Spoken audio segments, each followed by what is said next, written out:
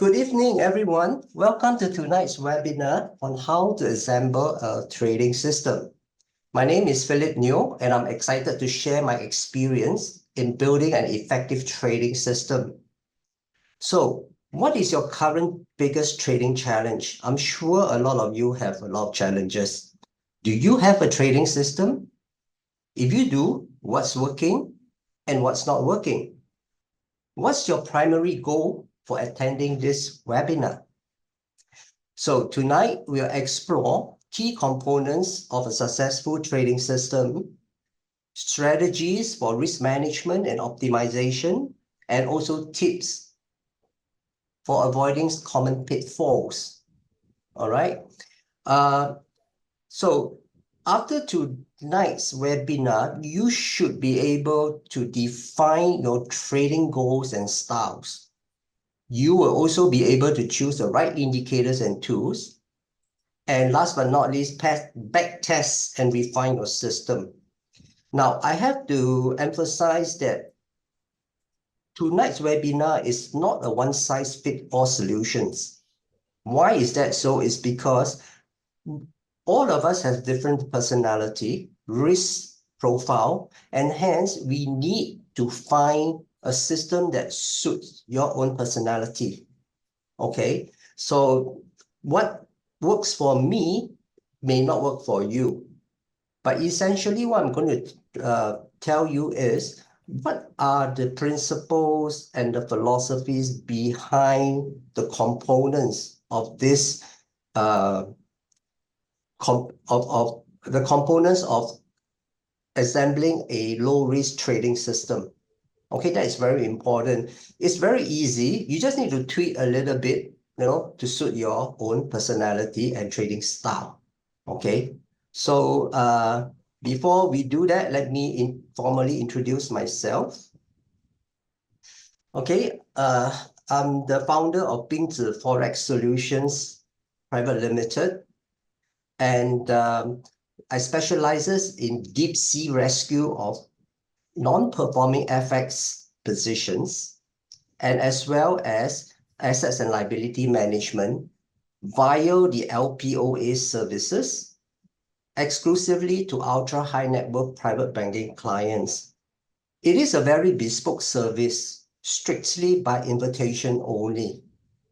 And besides running the LPOA services, BingZi Forex Solutions also offer training program as well as consultation services to private banks, family offices, and EAM who wants to set up an FX advisory expertise or train up an existing team of investment counselors on FX advisory. Okay, so before we go into that, let me just go through the slide. All right, I have in total 35 years of FX trading advisory experience. I started Forex trading straight out of university in 1988, whereby I spent 18 years as a spot and proprietary trading with banks before switching to roles to an FX advisor in the private banking setup. Okay, and the banks that I have traded for, Chemical Bank, UBS, Chase Manhattan Bank, Bank of Yokohama very briefly for 1 year before joining Bank of Tokyo Mitsubishi. And in these 5 banks that I've been to, I have learned, or rather given the opportunity to trade currencies such as dollar Sing interbank, dollar yen interbank, ENU trader, as well as a sterling cross traders, and also NDF currency and options. And I decided to switch role because trading is no longer fun, especially when you have all this electronic trading system coming on board. So pretty much the lifespan of a bank traders are limited. So opportunity came and I switched role to HSBC Private Bank as a head of the night desk, and also eventually I also assumed the role of a deputy head of FX advisory. And then I left the bank.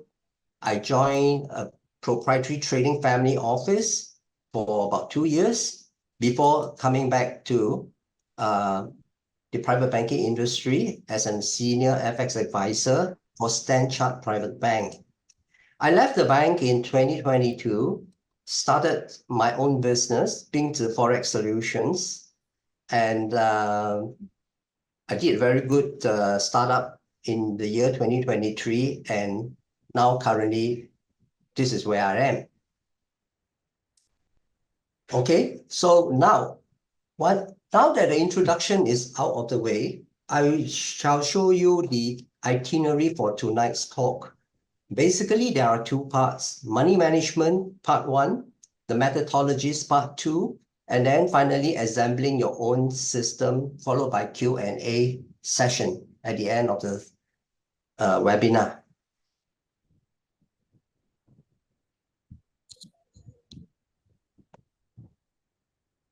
Okay, so what is money management?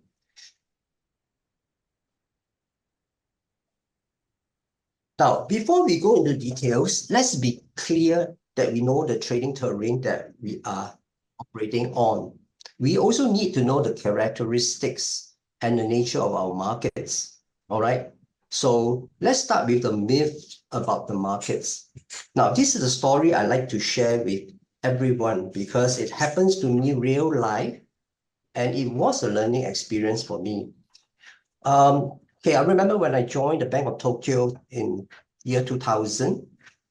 Okay, I was assuming the role of a interbank dollar sing trader. So what happened is the Japanese treasury manager asked me one morning, Philip, how do you see? Where do you see the dollar sing going? At that point, the dollar sing was about 165-ish level. Okay, so I look at my chart. I'm a technician by training and still am. I told him 1.75.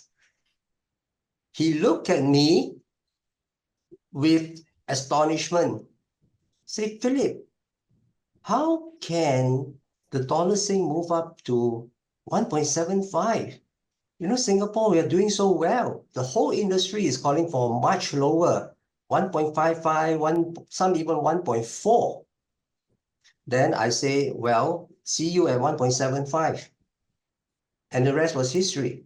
At the end of the year, it went up to 1.75. So what happened? Well, this is what happened. And it's also a crucial learning point for us.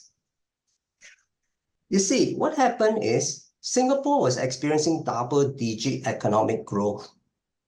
All right. And if you remember in Economics 101 that you learned in the university, it says this: if the country is strong economically, the currency should appreciate, should be stronger, right? Now, this is something that is quite counterintuitive. So what happened is 1999, Singapore was having a 10.4% GDP growth, 2000, another 10.1% GDP growth. Okay, now during this period, the Singapore's sovereign wealth funds such as Temasek Holdings and GIC was actively investing in foreign assets. So what do they need to do? They will need to sell Sing and buy foreign currencies to pay for the foreign assets acquisitions. Temasek acquired 100% stake in Optus in 2001 for Australian 14 billion. Means they need to buy Aussie Sing for Aussie 14 billion. Sell Sing. And DBS Group acquired Heng Hong Kong in 2001 for Hong Kong 13.4 billion. All right. Now, of course, this acquisition is way after the year 2000, but you need to preempt the market, stock up the foreign currency before the final legal acquisition is sealed in a year or 1.5 years later, right? So These investments were part of Singapore's strategic efforts to diversify its economy and invest in growth opportunities abroad. So what's the moral of the story? The lesson is Singapore was so filthy rich that they were buying foreign assets, weakening the Sing. Okay, so there goes your economics 101. Strong economy, by right, the currency should be stronger, but here we have a strong economy, but the currency weakened. Okay, now on the flip side, if a country is in in a crisis, guess what happened? The currency strengthened. Wow, how are you going to reconcile that logic, right? Now here's another real example. Okay, before we go into the real example, this is what happened in the Sing graphically. All right, 1.6450 year 2000 to 2001. Within this 1 year time span, it rallied to 1.76. And I was asked the question when it was around this level by my Japanese treasury manager. And by year end, or rather at the 3/4 mark of the year, we were already there. All right. It is a 1,150 pips move. It's massive for dollar Sing. Okay, and all is because the sovereign funds were buying foreign direct investment assets and hence has to sell Sing and buy the foreign currencies. All right, let's look at the US subprime. This is a very good example whereby the country went into crisis, but the currency strengthened. This is even more counterintuitive. All right. So what happened is when the US subprime crisis hits in 2008, the US is in a very bad shape. It needs money back into the country to rebuild economically. So what they did was they implemented the Homeland Investment Act, all right, which is actually a tax incentive window whereby US companies operating outside the US can repatriate their earnings and only pay 5.25% tax from the usual 35% if they repatriate, okay? So that short window, I think, is about 6 months window given, okay? We saw the dollars strengthening every night. I was then in HSBC private bank. You cannot imagine. I was a head of the night desk then, and every night we saw very bad numbers from the US. Of course, it has to be bad because after a crisis. But after the numbers were released, the dollar shot up. Okay, and this is an example whereby when you have an economy in deep shit and yet the currency strengthened, and this is all due to repatriation. Okay, I'm going to use the dollar Sing as an example. Now, this is how it looks graphically. All right, 2008 to 2009. Look at it, 1.33 up to 1.5350.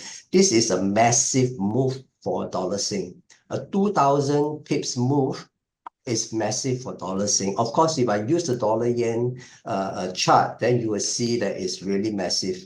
All right, it's crazy. But just want to be consistent with the examples. I'm using a dollar Sing. Okay, so first of all, we have the myths about the market.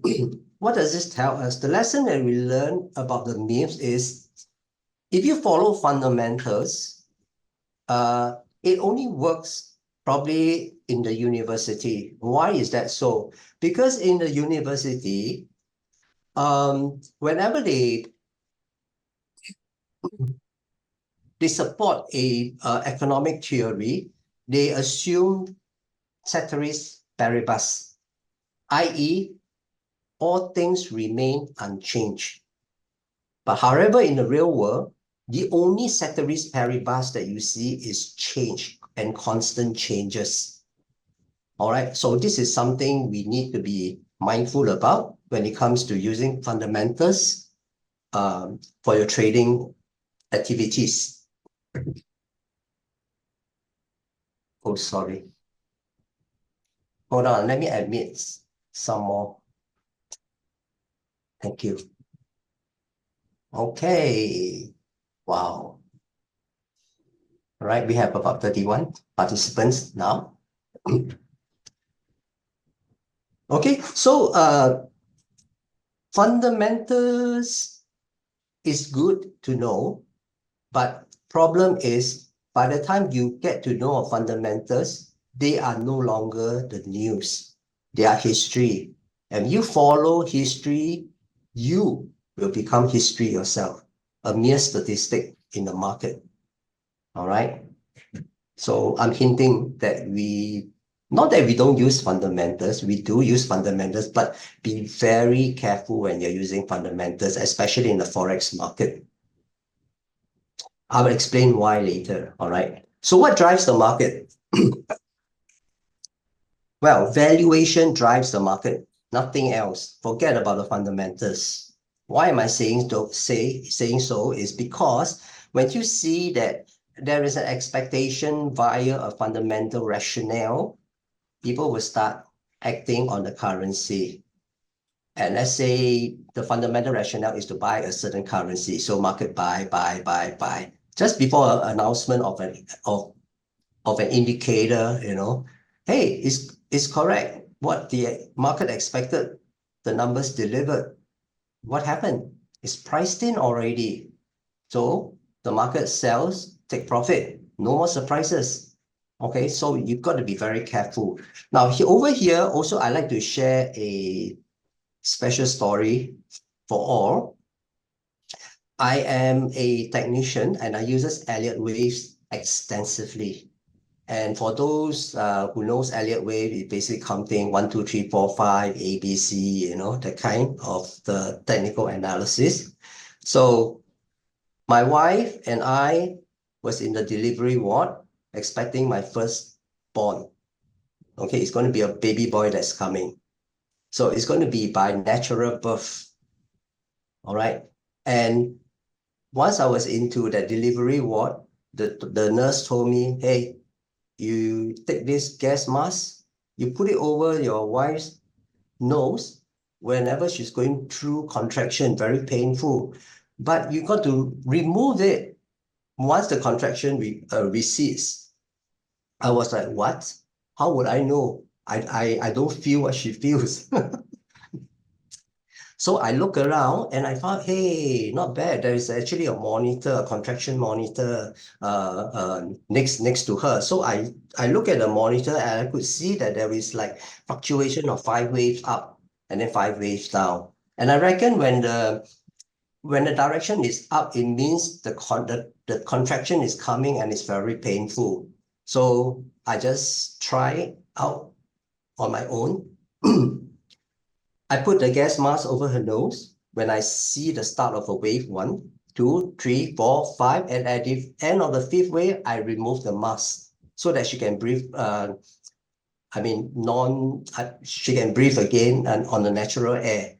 And then I see again 5 waves down, and once it reaches the last wave, I replace the mask on her nose.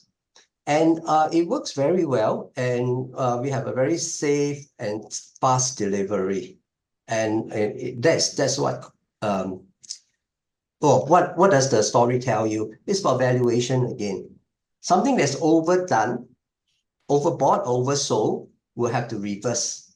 Okay, so valuation is what drives the market, not fundamentals. Now the next one, we have to also know what is the characteristics of the markets we operate in. Basically, there's a stock market, forex market, and crypto markets. Why is this important? It's important because when you trade a market, it's akin to going into a battlefield. You need to know your battleground, who your enemies are, what ammunition they have, how do they operate, right? And then by knowing their strategy, you will also know how to formulate your own strategies. And okay, now I'm going to go into the stock and Forex market first. Okay. Now, the stock and Forex market are very deep market, but they're quite different. Deep in the sense there's liquidity. So whenever you need a price to get out, you are quite assured of a price. All right. Now, why different is for stock market, you cannot sell short. You must buy a stock first before you sell. All right. But the Forex market is different. You can sell short and go long anytime you want. And why is that a difference? The difference is for the stocks, or the stocks in the stock market, if you are stuck, let's say you buy a stock and the price drop, it doesn't really hurt you that much because basically you pay in full unless you're on margin trading. Okay. But majority of investors pay in full. And so what if it goes against them? There is this thing called dividends. And whenever you get a dividend, essentially what it does is it lowers the entry level of your buy. Right? So, okay, if it's underwater, never mind. It's a good stock. I know over time it will go up. Now, meanwhile, it goes against me, but there's a dividend coming in that will help to sort of absorb a little bit, you know. And one fine day when you finally see that, hey, wow, it's a level that I like to take some profit, and then you just sell it off. Okay? So typically, that is why you look at the stock chart, it's always one very nice long trend up. Look at the S&P. And even when the subprime crisis, hits, you see the stock market does fall off, but it doesn't fall more than 50%. Okay. But you look at the Forex market, it can, let's say dollar yen can rally from, let's say 139.50 to 147, you know. The next thing you know, it can all come back down to 140. It's almost a 90% or 80% retracement. And why is that so?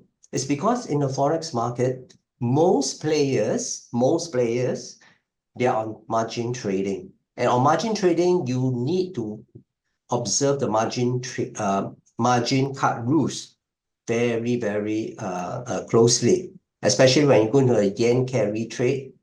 You borrow yen, okay, to buy, let's say, a US stocks, and then there is some announcement, and then the dollar yen drop, and then you're forced to sell dollar yen.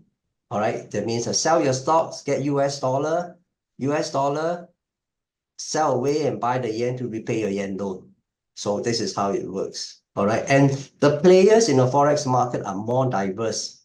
We have the hedge funds, the sovereign funds, the margin traders, the retail traders, it's all over the place. And so in terms of liquidity, it's always there. All right. And okay, there's another distinct difference between stock and Forex. For stocks, a company can go bust. For Forex, it will never happen. Yes, the Forex, the currency can drop tremendously, such as the pound, the sterling. After the Brexit happened, the thing dropped drastically, but it still recover. But for a stock like the Credit Suisse bonds that they bought, supposed to be very prime bonds, what happened? Credit Suisse is no longer around, right? So everything is lost. So that is the difference. Now, when we look at the crypto market, this is the scariest market. Okay.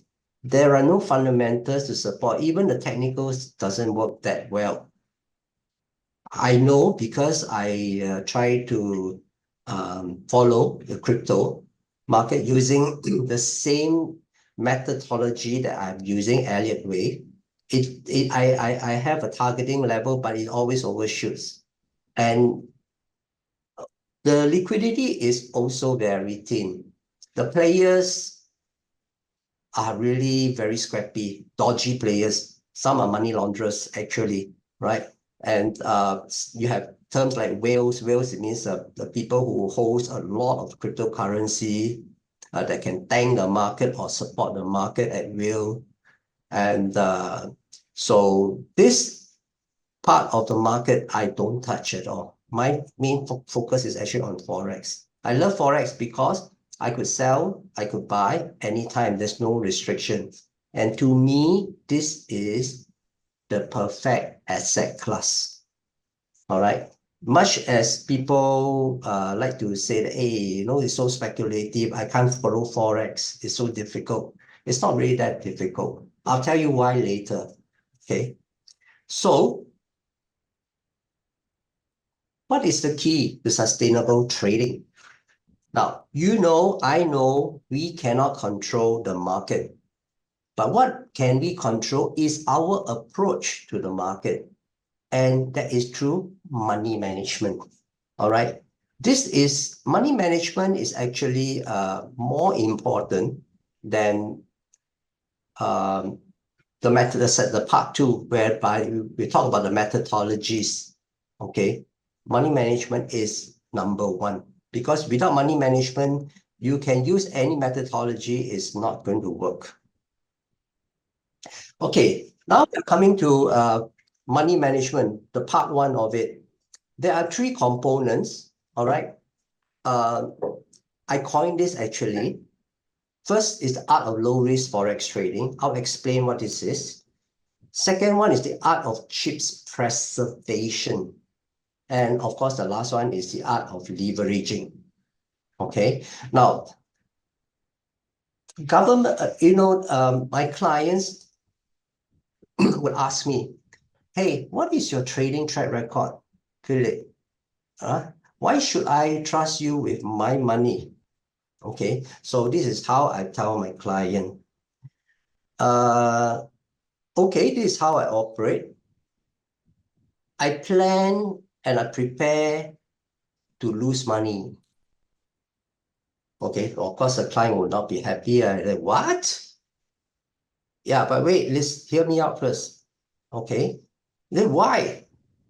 I say, well, if you can take care of the downside, the upside will take care of you naturally. You don't even have to try. All right, he still doesn't understand what I'm saying. Okay, never mind. What is your track record? Show me. So I tell my client, I have 10 trades. Okay. My track record is that 6 or 7 will be wrong. And I want it to be like this. I don't want to tweak it any better than this. The client say, you're crazy or what? How am I going to trust you with my money? Then again, I told my client, wait, hear me out first. Every trade that I put in must have the potential of making a 1:2 risk reward or 1:3 risk reward potential before I put on the trade. Now, here's the math. Let's assume it's a 1:2 risk reward. I'm down 7 trades. I'm down 7, right? The last 3 profits, and it's 2. 2 times 3, 6. Down 7. Okay, plus 6. I'm only down 1. Now, let's say let's say 8 trades. Down 8. And 1:2 again. 2 times 2, 4. So I'm net down 4. Let's see. The client will say, how can I trust you with my money? Okay, let's look at the math again. Now let's use this example. Okay. Let's look at the risk ratio of 1:2 first over here. All right. So if I lose 7, so I'm minus 7, and I make 3. 3 times 2 is 6 minus 1. All right. If I lose 8 and I have 2 winners, I get minus 8 plus 4 minus 4. Do you see something here that's very consistent? In this example, what we have is here on the left-hand side are the hit rates. On the right-hand side is the hardcore cash. the money invested. Can you notice that out of 10 trades, I only lose one? It's what? 70% losing trades. But at the end of the day, I only lose 10% of what I put in. Okay, I don't know if you don't see this compelling, but let's look at a bit of stress test here. 8 losers, 2 winners, -8 + 4, -4. 10 trades, 80% are losers. But hey, money-wise, I only lose 40% of my capital. I'm not even half my capital. I still have what, 60% of my capital left to trade. But can you imagine, look at the 1:3, a lot of difference. 1:3 risk reward. That means you lose one, but you make 3. Let's look at the 8 loser first. You lose 8, you're -8. You win 2 only because it's 2 times 3 is 6. You only get -2. So can you imagine, you have a losing probability of 80% on all your trades, but monetary-wise, you only lose 20%. Okay? And of course, this one is the better example, right? 7 loser, -7, 3 winners, +9, up 2. Okay? So this is how I convince the client to give me the to give me the LPOA, right? So now we move on to the art of chips preservation. Now, the first part, we talk about hit rates out of 10 trades, of how many can you get right and so on. Essentially, I like this system is because I'm human, I'm not God. And being human, you make mistakes, right? You can try buying and then you get stopped out, and then you get stop out the low before it goes up. Event comes out, you get stopped out again, right?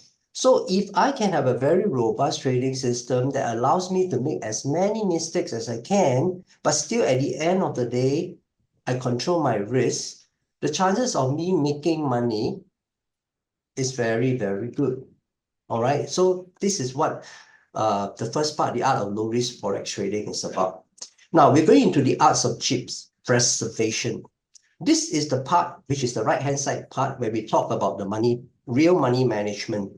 All right. So this is how it looks.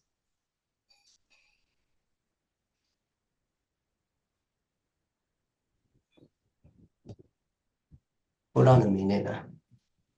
I'm going to admit 2 more. Okay, 2 more just join us.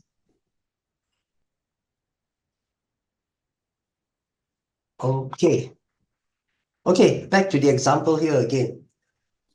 Now, here we're talking about bet size. How much money should I allocate for every trade? All right.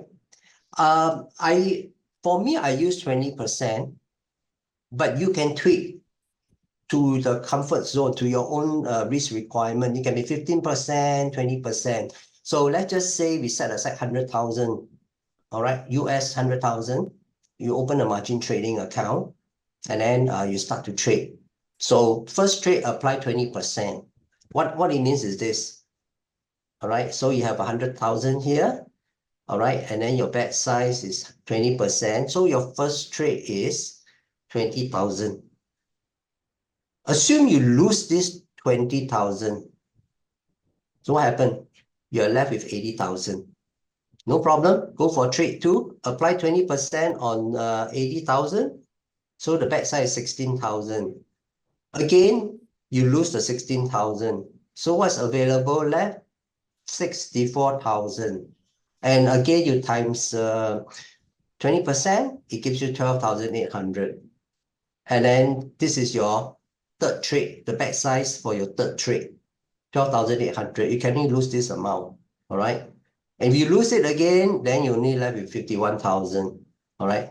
Now, I think intuitively, you get to see what's going on here. This is a stress test. Assume every trade you lose money up to the 9th trade. All right. So you look at this part here, your bet size actually decreases when you lose money. And this is very important. Okay, because if this increases, then the chances of you being wiped out is very, very high. Now, in reality, right, of course, it's not like all trades you lose money, right? Maybe the 3 trades you lose money, but then the 4th trade you make back 3 times, then you're almost flat to slide up. And then if you have another up trade, suddenly you become surplus already. Okay, so this is a very extreme example, but I need to show you how to stress test the system. Now, you don't have to use 20%. I use 20% because I think that one suits my risk profile. You can tweak this. You can go 50%, if you want, all right?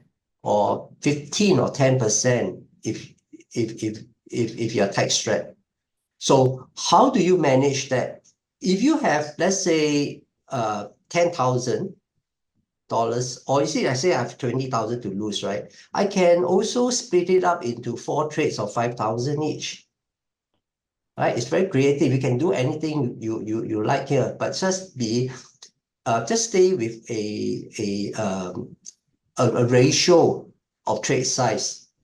Now, why this is important is because the next round, if you are making money, what happened? Tendency is for traders to do a big position size, because they felt confident, greed overcomes them. And then for all we know, he puts on a 10 million position where usually he trades like 3 to 5 million. Suddenly he has a 10 million position, and then the numbers comes out and he lose all the money that he has made before and down more money. All right, we don't want that to happen. There must be a discipline. Even when you're losing money, you have to be disciplined. But when you are on the road and making money, you have also to be disciplined. Okay, now this is the next slide, whereby we are making money on every trades. All right. Now, I just for simplicity's sake, just say that you make 10,000 per trade, but definitely you're aiming for more than this. All right. But even on this small size, I want you to see the effect. Now, again, 100,000, first bet, 20,000, right? And you make 10,000. So you now have 110,000. You use 20% of 110,000, and your next bet size is 22,000. And then you make another 10,000, now you have 120,000. Apply 20% of 120,000, and you have a capital of 24,000 for your trade number 3. Okay, now you can see intuitively, over time, the bet size as you make money at 10,000, 10,000, right? It actually slowly become bigger and bigger. You can actually trade bigger and bigger in a controlled manner.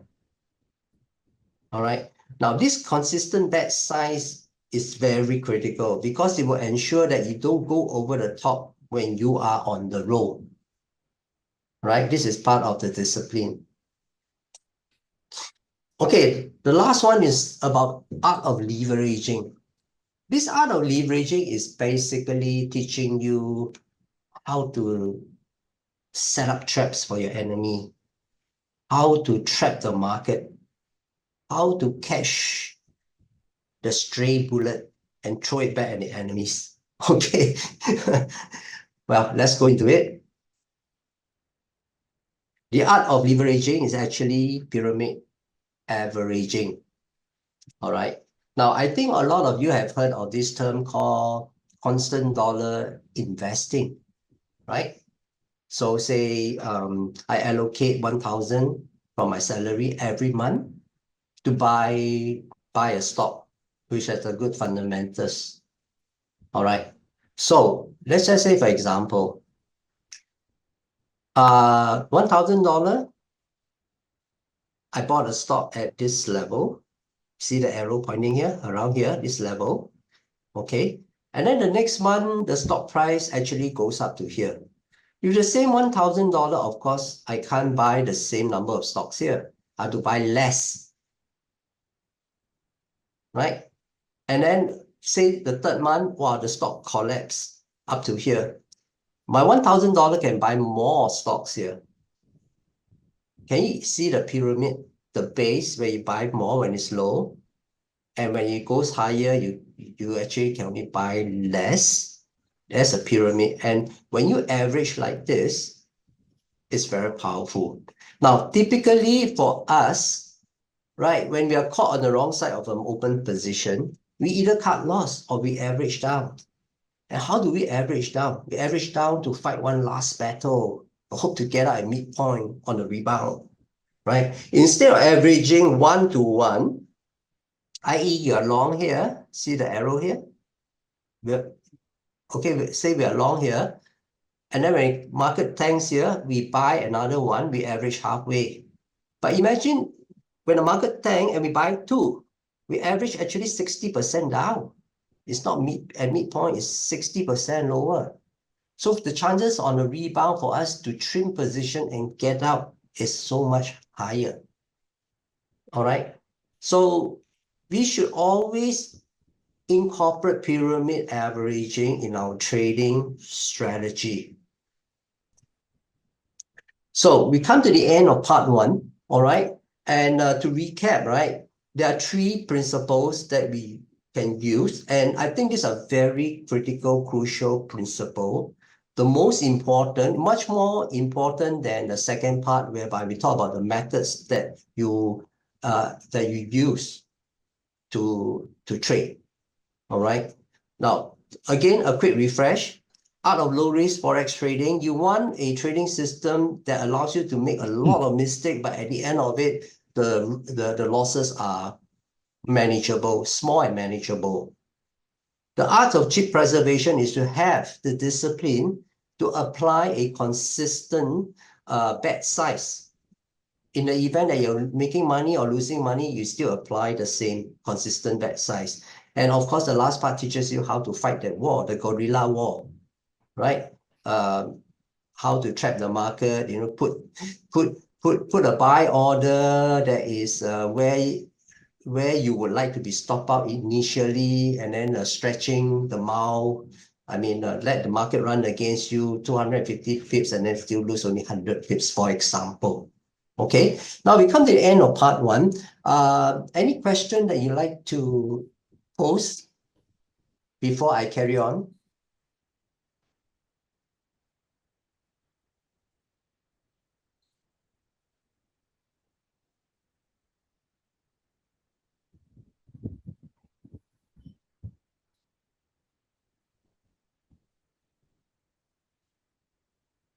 Any question at all from the first part of the presentation?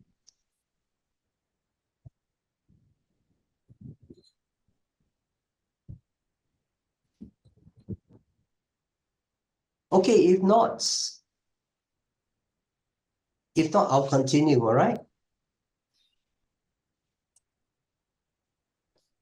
Okay, we have done introduction, money management, now into methodologies, all right? And this is a part two, the final part, before we go into assembling your own system. Okay, methodologies. All right, forgive me if I'm being biased. I do not use fundamentals as decision making for all my trades. I use technicals. I'll explain why in a while. Okay, but I do use fundamentals, and that is only when I've joined the advisory services in the private bank. Because as a trader, you don't need to explain a lot of your trades. You just know where you were supposed to stop out, make money, and that's it. But when you go into an advisory platform such as a private bank, you are client facing, and every recommendation you make must make sense. So this forces me to pay attention to the fundamentals. And the way I look at it is, as you know, fundamentals, news that you see and you read, do not translate into the directional bias that you have learned, right? I've already cited two very good example, right? The dollar sing example, right? So how I use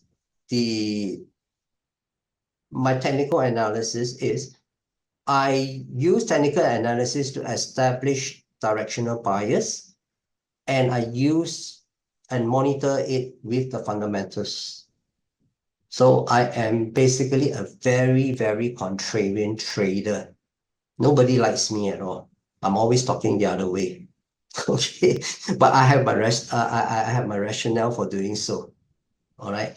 So my talk right now is going to be skewed towards technical analysis, because I think this is something that everyone can learn and pick up easily. All right, and then find a method, a technical analysis method that is comfortable with. So I'm going to give you a technical analysis overview.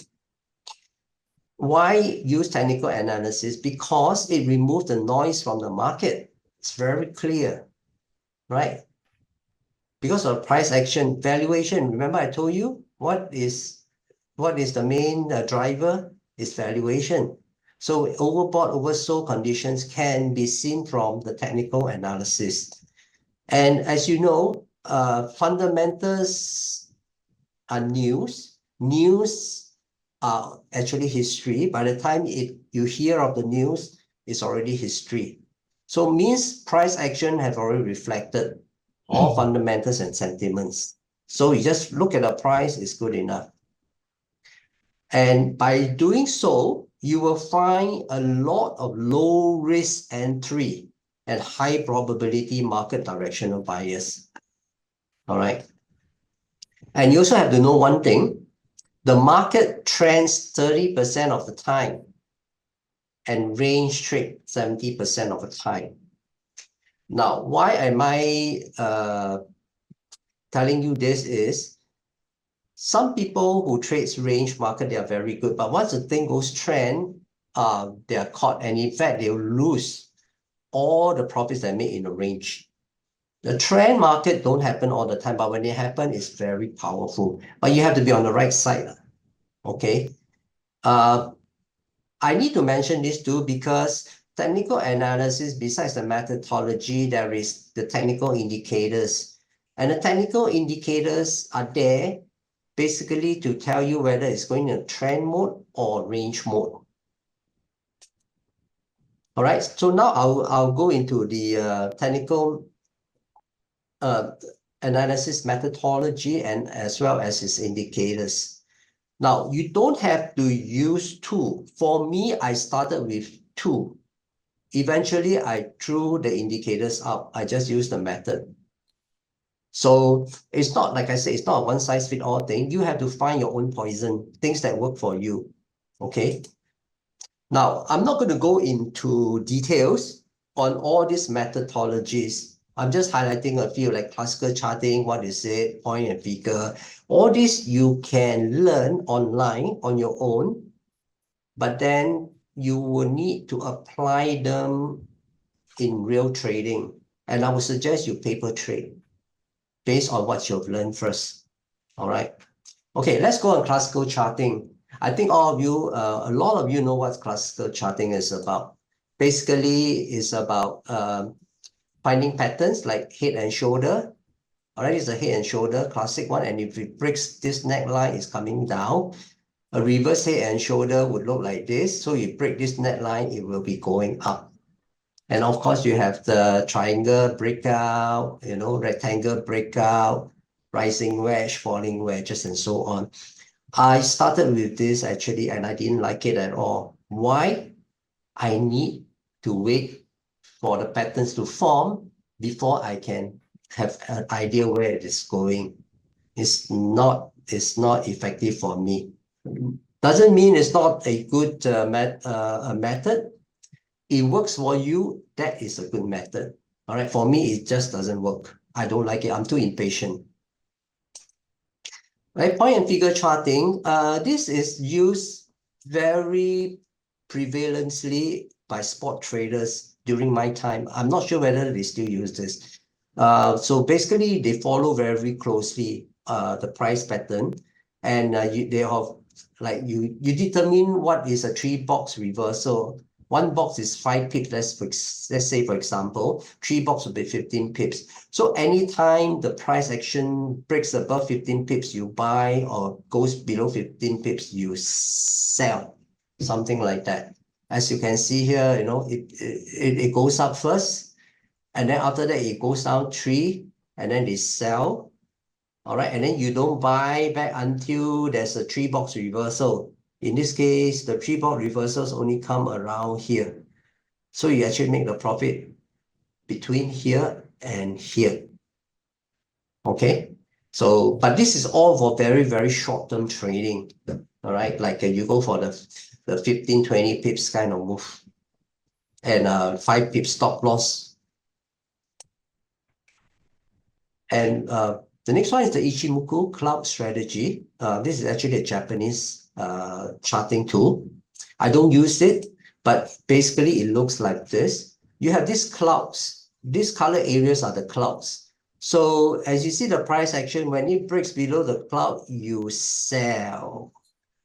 And you don't buy back until the cloud breaks above. I mean, the price action breaks above the clouds again. So here.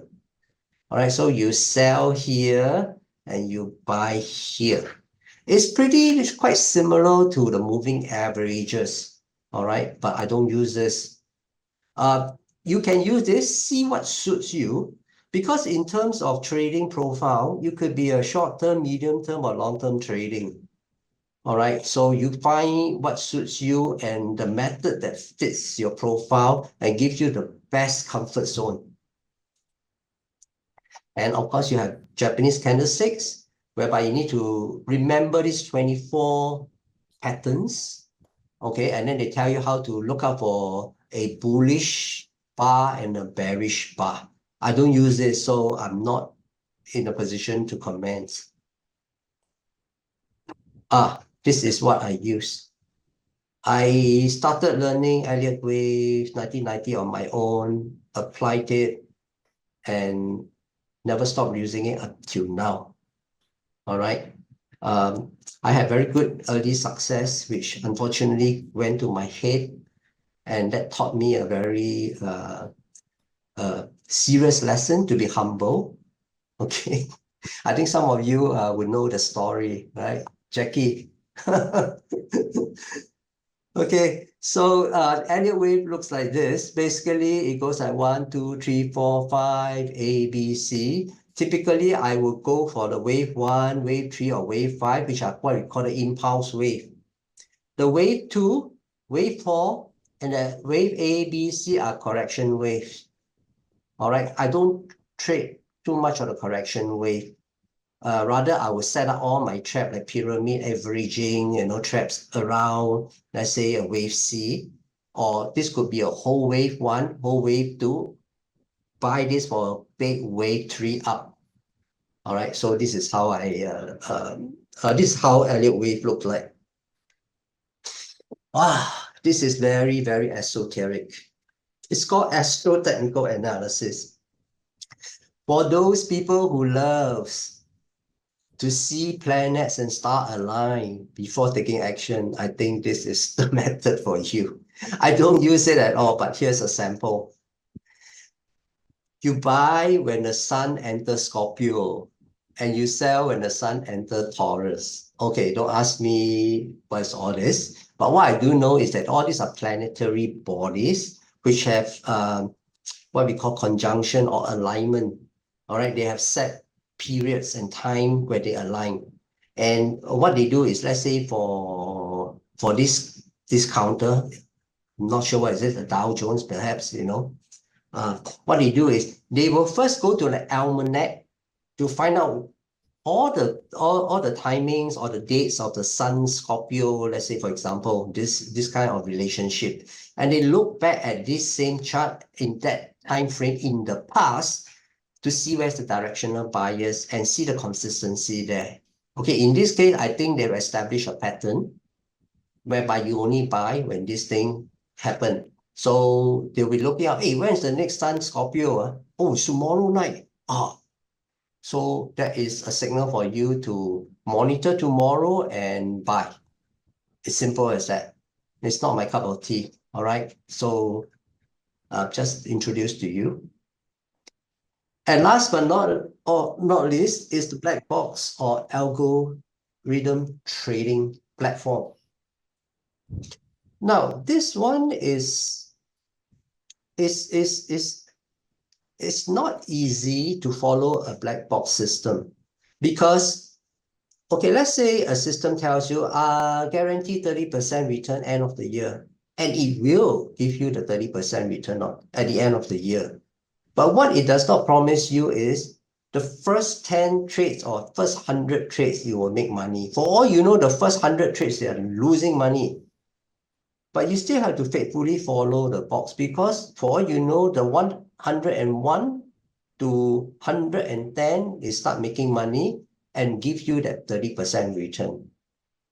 Now ask yourself, as a human being, one lost trade, you get stop out once, you're already quite unhappy, right? But never mind, you do a second trade, stop out again. Then you're getting revengeful. You do a third trade, get stop out again, and after that, I think mentally you're defeated already. So it's not easy on the mental well-being, all right? So unless you're very deep pocket and very persistent in following a system, black box trading is not for everybody, okay? So these are the trading methodologies. Okay, now I need to cover the TA indicators very quickly. Now, indicators, when I started with Elliot Wave, my confidence level of counting wave is not as good as current days. I need an indicator to support that, hey, this is oversold, it's time to buy, then I will buy. Okay, but over the years of using Elliot, I realized that the indicators serve no function to me at all. So I discarded it. Now, I doesn't mean you discard it, right? Some people, they like to see confirmation before they take action. It's fine. Do what is comfortable for you. Don't have to follow what I'm doing. Okay. Now, indicators, there are basically two types: trend indicators and range indicators. Now, the problem with trend indicator is like the 30% of the time when the market starts to trend, then it tells you, okay, you buy now. You're going to go for, this buy is good for, let's say, maybe 500 pips of profits. Okay. Problem is, it's lagged. What does it mean? It means that when the signal comes, the price has already moved up, maybe 200 pips. And then you have to buy at a high, and we're going to put your stop, right? Your stop will have to be like at least 200 pips away or lower. So it's not easy, all right? So here's an example, moving average and MACD.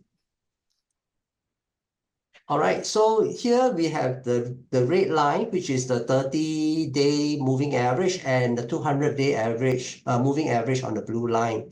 So very simple, you see this trend move, right? It works very well in a trend, but once it starts in a range, you'll be buying high, selling low.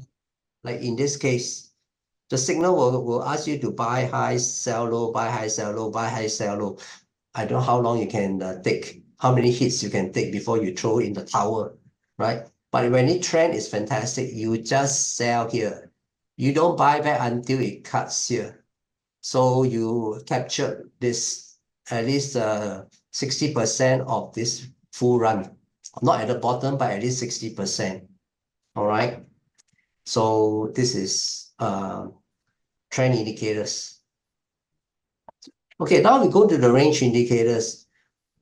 This is leading indicator in the sense that it actually, when the market drop, let's say, it will tell you to buy very clearly, clear signal.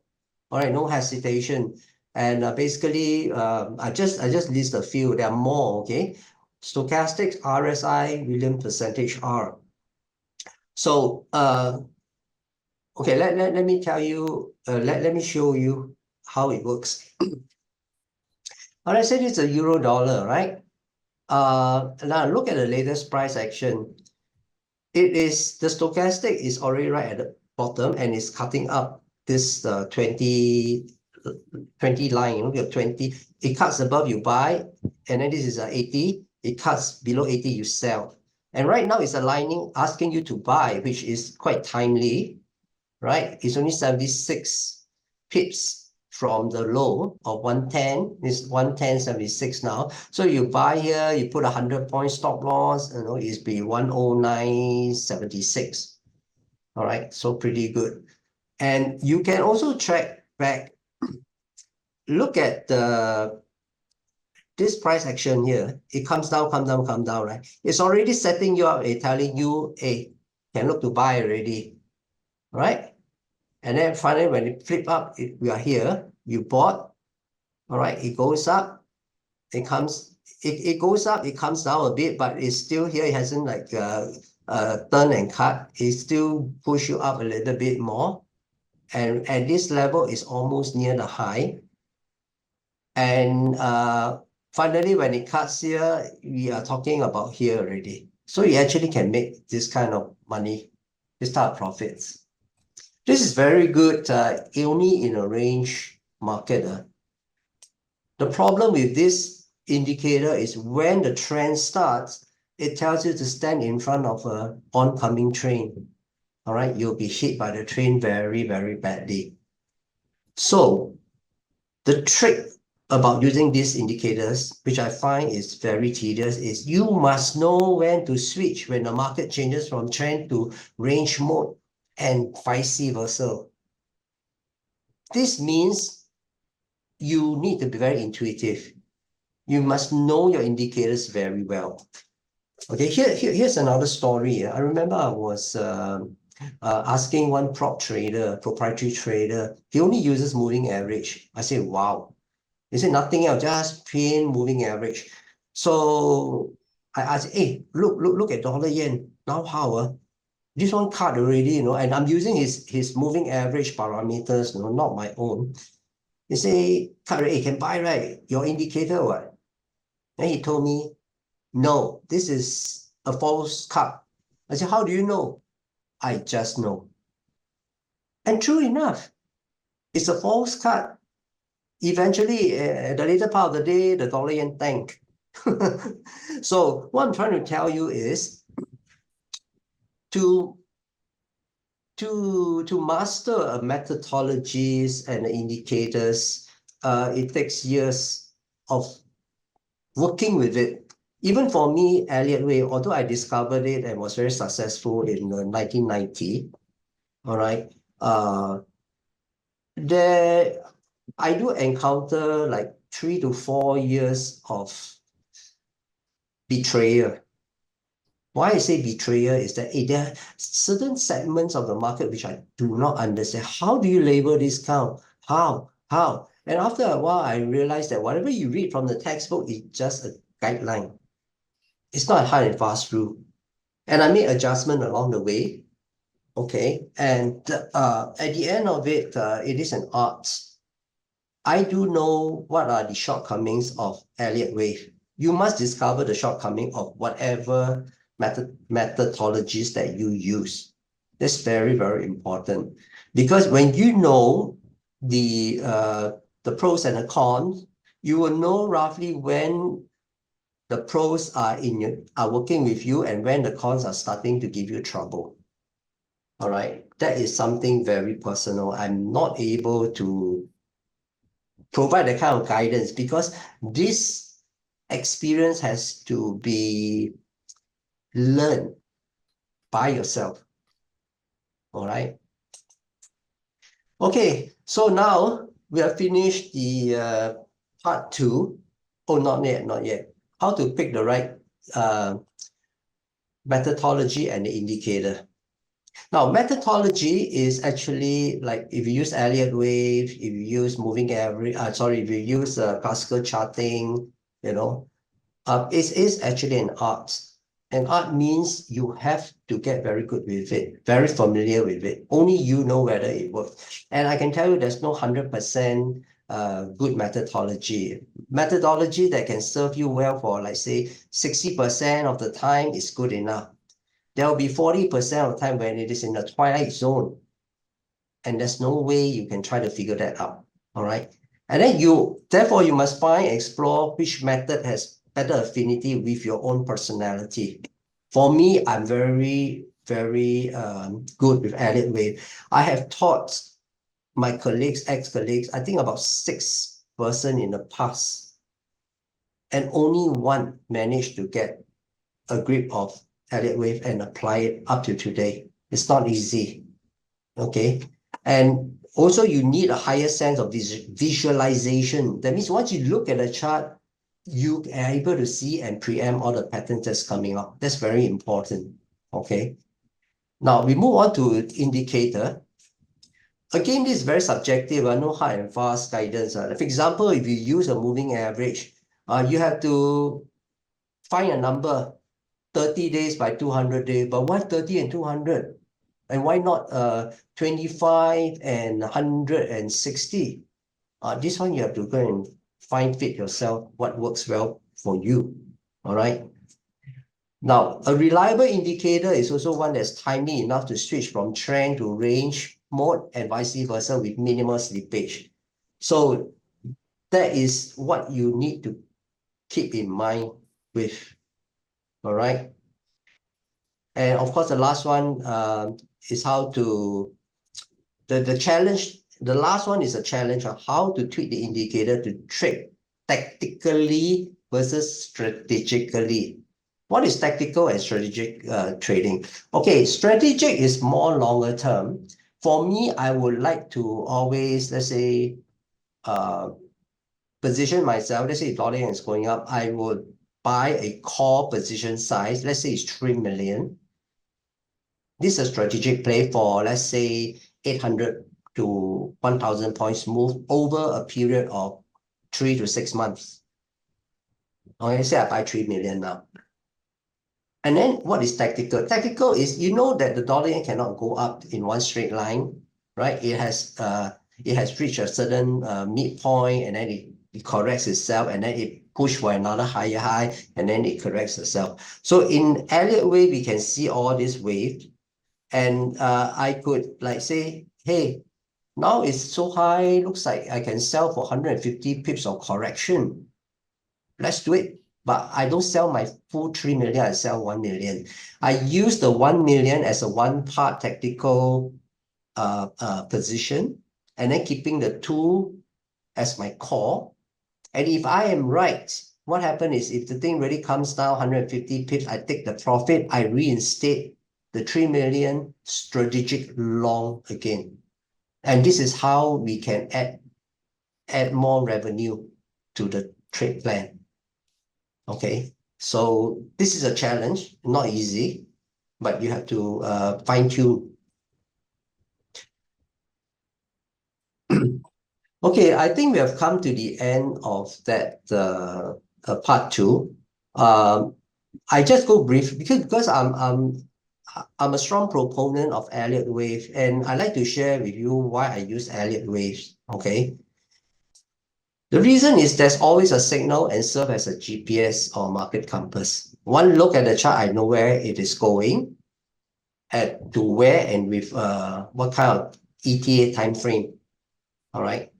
And there's no need to wait for patterns. So it is very useful for me as a Forex advisor. Client asks me, hey, where is dollar yen going? Oh, hey, dollar yen now is currently trading here, it's going down here. And then after that, it's going to pop up to where ETA went. All right, that is my typical sales pitch, or I won't say sales pitch, or my views, right? And it is definitely a leading rather than lagging indicator. It gives you the signal well early for you to position yourself. Okay, and then you just apply the money management technique. and trying to catch these low risk or low hanging fruits. And because of that, it offers very low risk entry points. Many times is financial stop is always equal to technical stop. Technical stop is the best, but sometimes technical stop are too far away. All right, but with Elliott wave, you could find that a lot of times it is within the range. And the law of nature, what is the law of nature? The Elliott wave actually follows a lot of Fibonacci ratio. It works well with the golden section and Fibonacci ratio. So all my targetings, entries are all Fibonacci ratio driven or signal. Right? Nothing is random, all right, and follow a mathematical sequence of growth and decay. Let me, for example, if you stand up your navel, if you were to measure a navel, the belly button, to the floor, and then you measure your height, it always have this ratio of 0.618. You can try it. It's universal. Okay, it may be a 7-footer human being, but you still have this 0.618 ratio between the navel, the belly button, and the height. And you look at the spirals of a galaxy, you see the spirals, right? You think, wow, how does it? It actually has a mathematical formula, and it follows the golden section and the Fibonacci ratio. Yeah. And you look at the leaves growing on the tree, they're not random, they actually follow a sequence, a mathematical sequence of how many leaves per frond and so on. Yeah. So that's the reason. Now, pros and cons in Elliott wave. The pros is that I get very precise low risk entry levels, and it's very accurate targeting tool, and I can always see directional bias even without a wave count. Sometimes hey, this thing is going up, but whether it's a wave 1 or a wave A, no idea. All right, it's only after the fact that you say, oh, okay, this is wave A, not wave 1. All right, so this is how it is. Now, the negative aspect of it is that correction wave very difficult to figure out. Once you go into a sideways, you can really become mental, seriously. And the other thing, impulsive wave, the wave 1, wave 3, and wave 5 can extend beyond my Fibonacci targeting. So while I make a target, that is again a guidance, not a hard and fast rule, because certain events can push it beyond those targets, and then you'll be wow in twilight zone, like currently where the goal is, where the S&P 500 is, historical high. How do we target? We target roughly, but at the end of the day, the market is always right. Now, the con is it is an art. There's no absolute correct wave count until after the facts. So you may say that, oh, this is wave 3, but how do you know? Sorry, only after the fact. Okay, so a lot of but between pros and cons, I still think the pros outweighs the cons if you know how to manage the shortcomings. Okay, now just give you an idea why it's so difficult. Anatomy of Elliott wave count. This is how it looks like. 1, 2, 3, 4, 5, A, B, C. Forget the left-hand side. All right, just a description. Now, this is simple. Look, wave 1, right? Do you know that wave 1 can be 1, 2, 3, 4, 5, A, B, C, and then wave 3 can be 1, 2, 1, 2, 3, 4, 5, 4, 5. Okay. This is what I mean. Within a wave 1, you see 1, 2, 3, 4, 5, A, B, C. All right, you go bonkers when the thing starts to unfold. And this is a real life example of how Elliott wave looks like. Okay, in application. The S&P 500, this was projected in 2023. You see how close we are now? Wave 1, wave 2, wave 3, wave 4. If I take wave 1 to 3, multiply by 618, add on to wave 4, it's about 6,000. highest we've seen last night was 5,700. I think 5,700. Can't remember about that. Only 300 points away only, right? And so what happened after wave 5? This is what I see, but I'm not sure whether it's going to happen, all right? It will drop back to wave 4. It's a big drop, mind you. People will say you're crazy to call for this kind of drop. That means there's a big crisis in the US. Who knows? I don't know. All right, so this is the thing. Okay, we come to the end of part 2. Oh, okay, we come to the end of part 2.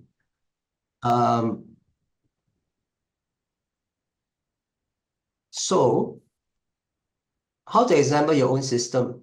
This is going to be a very short segment, all right? We're not going to go into details and stuff like that, because details, or rather the principle or the philosophies, are really given to you in money management part 1.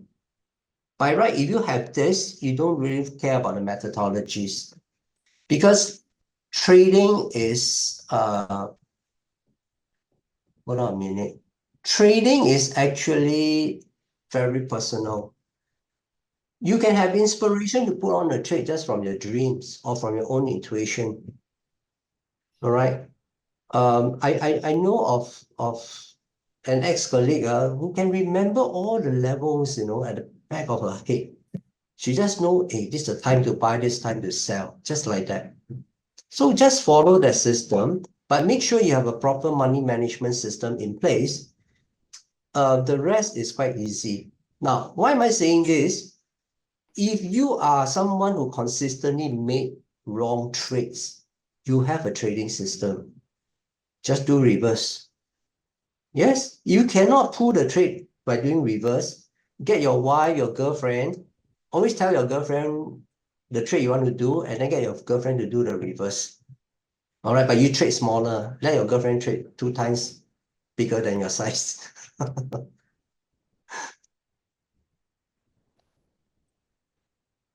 Okay, assembling your own system. This is going to be quick. How to assemble a system? Okay, find a TA methodology and an indicator that is reliable 60% of the time. All right, this one I can't help you. You have to find something that works for you. If you are consistently wrong, just do the reverse. I'm sorry, it's like that. All right. And then the second thing is that you must paper trade and follow the system over 6 months on a daily basis until you are convinced that, hey, this thing works. I think I can understand it. Of course, not 100%, but at least you feel that 60% of the time is reliable. All right. Now, the most important is actually this part, all right? This part, I don't think is that important. The most important is this part. You need to develop a money management system that will allow you to trade more than you win. Okay? Sorry, that will allow you to lose more than you win. Remember my very controversial opening? I want a system that lose more than I win. Because we want a very forgiving system to accommodate our many failed trades. We are human, we are not God. We make mistakes. And for me, I'm a superhuman. My wife always say that I always, repeat the same mistake and so on. So I'm a superhuman, right? And the money management must also be one that you can, when you start to make money, right, the return must be at least 2.5 to 3 times of one loses, minimum 2 times. 1:1 is quite dicey. And it's morale sapping if you have a 1:1. You make one, you lose one, you're flat, right? You make two, I don't know, you lose two, again, you're flat. It's not moving forward. So at least 1:2, okay?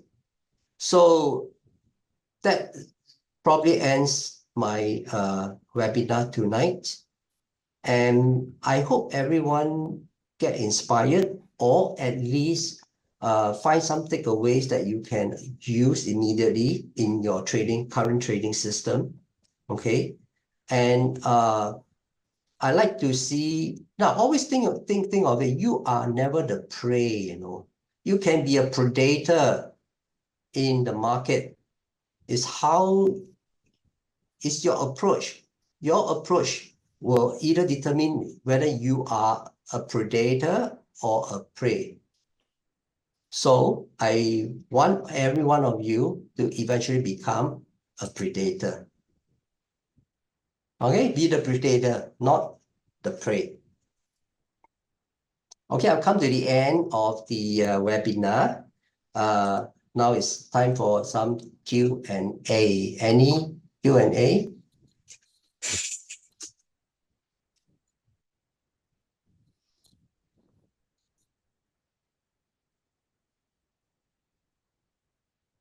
So little questions. Okay, Dawn, I see that there's an indicator in trading called moon phases. Oh, buy full moon. No, buy new moon, sell full moon. Yeah, this one works, but you need to know which currency you buy and sell. Right? A dollar yen. So you buy yen or you buy dollar? Okay, how do you overcome the emotion of a losing streak? Uh, that's a very good question. This week, in fact, this month, I went on a losing streak, okay, for my clients. Okay, my clients also got a bit shaken. I also a bit shaken. So what I do for myself is, things about losing streak. You lose one time, second time, third time. You lose three times, right? I myself had a rage for revenge and go in for a fourth time. I need to really hold myself back. It's not easy, right? I'm speaking from the truth, from my inner self. But I know, luckily, I'm not handling my own money. If I'm handling my own money, I will whack. Because it's the client money, I have to hold myself back. And thankfully, I'm able to do that. And that sort of calm me down. All right. Do not look at the market anymore if you can. All right. Refresh, get some fresh inspiration, have a clear mind before you come back and re-engage again. All right. So, Don, this is what I do. It's not easy. All right. I know. What about the time frames you use? I use all time frames. Okay, let me explain a little bit. Uh, you want to follow the trend. So typically you look at the daily chart. I'll start from the daily chart.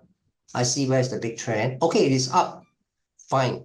That means okay, when it's up, you got to see how much more up is going. If like it's near the top, I'll be looking to sell. All right, let's assume it's going up. All right, it just started and then it's probably going up. So I'll switch time frame. My bigger picture daily tells me to buy, and then I will go into the hourly. Basically, I'm trying to be a sniper, gunning on the wave count, on the hourly wave count, and I pull my trigger using the 5 minutes or the 10 minutes. Yes, I go down to that extreme. Okay, so basically I will do some Fibonacci target projection to find the levels to get in to buy, for example. Okay, and then I see the wave unfold. Hey, it's coming, it's coming. Okay, I leave an order in my stop loss. All right, and after that I don't even bother. Just let nature take its course. My work is done. As long as my stop is in, my work is done. Okay, Ethan, how do you recommend us find our own methodology in a systematic manner? I find this part of the journey difficult as my risk management is decent now, but find it hard to find a consistent methodology. Ah, honestly, I don't know, Ethan, because I was very fortunate. Okay, I started with no, with classical charting, and then I move on to indicators using moving average and stuff like that. It didn't work. Then I just, well, call it good luck or what. I stumbled upon Elliot Wave. I read the book, then I just try out a little bit. Hey, voila. I'm able to get a feel of it and did in fact very, very well. Okay. Um, so I guess I'm lucky. All right. Now, I do not, okay, in my experience as a trader, right, there was no systematic training for me as well. When I was thrown onto the spot desk, I see my senior traders, spot traders trading, right? I then ask, hey, how you trade? How you know when to buy, when to sell? I don't know. You just have to watch me. Huh? This one I cannot teach you one. You have to somehow get to know it. Okay, this was the era I came from. There's no system. Okay. So you just need to try whatever you can, experiment, and then you see if it works for you. If it works for you, don't jump in and use it first. Paper trade, test it out. It has to be at least 6 months until you feel that you're fairly confident. Never use your own money until you're confident, all right? So, Ethan, sorry, this is the best I could answer you.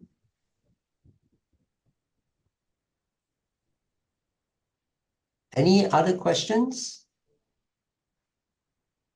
Thank you, Ethan.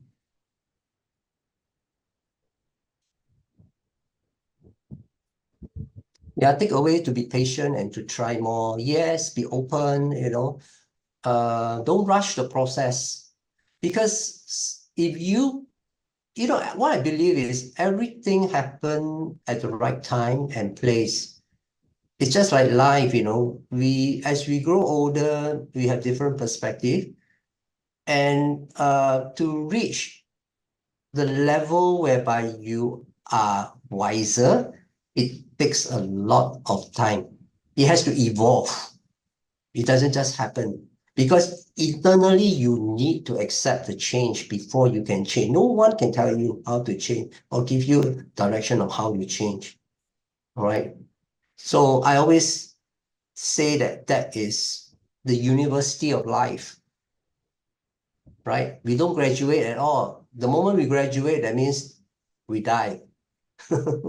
It's constant learning as long as you have the energy left in you.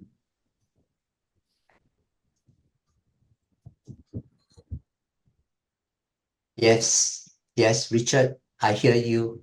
It happens. All right.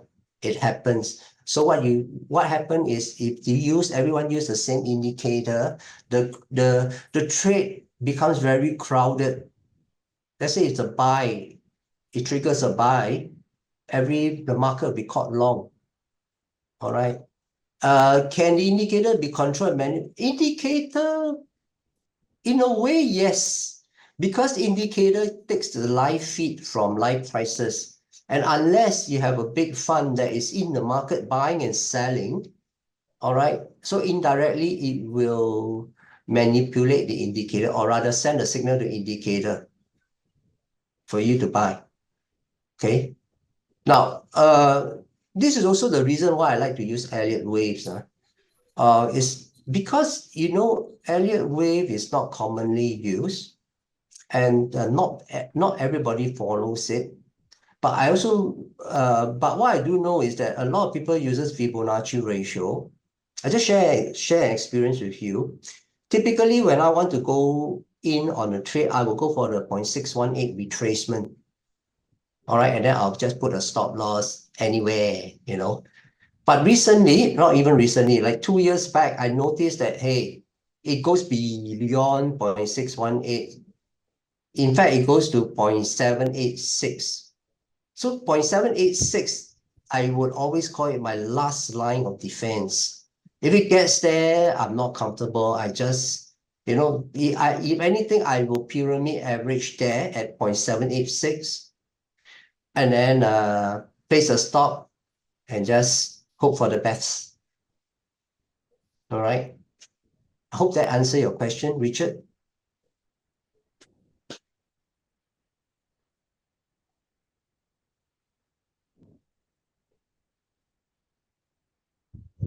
Any more questions?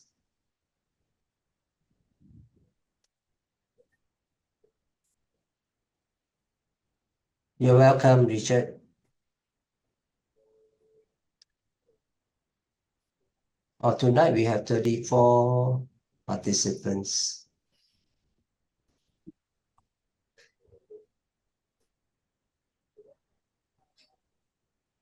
Gina, would we be having some kind of replay? Because someone was asking, I think. We would. So we will actually email them the recorded session. Okay, for your information, there will be a replay. All right, the recorded session will be emailed to you. Yeah. Of the post, Telegram. Oh. Do you want to put inside here? Can they access? I have sent it. Oh, okay. So you'll be following up with an email. Yeah. For all whoever. That's right. Okay, I have some announcement for all of you here. Tonight's webinar, the replay will be sent to you via email. All right. At the same time, there are actually notes, PowerPoint notes, for tonight's webinar.